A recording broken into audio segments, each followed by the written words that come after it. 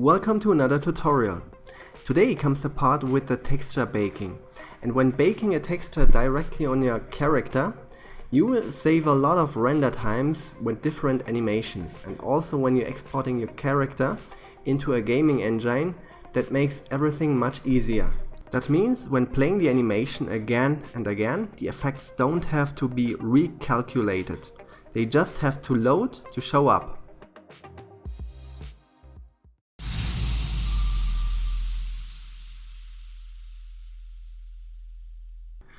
When using more than one material, you have to bake every texture on each material. Okay? Now we select the material, and in the shader editor we adding a new texture node as an image texture, and then we create a new image, name it baking texture, and the size we can multiply that with star and 2, and we get 2048. Same thing we do here.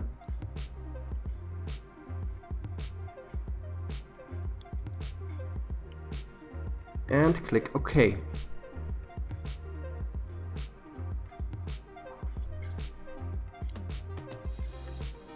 And then we go to the render settings here. Make sure you have cycles chosen at render engine.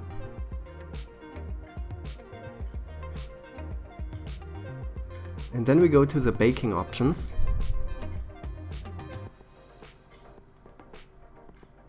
And bake type, we choose diffuse. And here we uncheck direct and redirect, so that we have check only on color.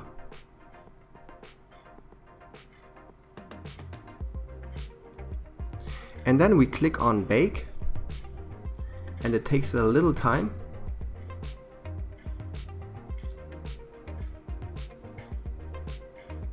And when it is finished, we get the baked texture here. Now don't forget to save it. And when you have more than one materials on a character, you have to bake every texture on every material, okay? In future I will show you more detailed tutorials about texture baking, but for now you are good to go when using in a simple game, okay? If you found this tutorial was helpful, then give it a like, don't forget to subscribe, and see you in the next video. Bye!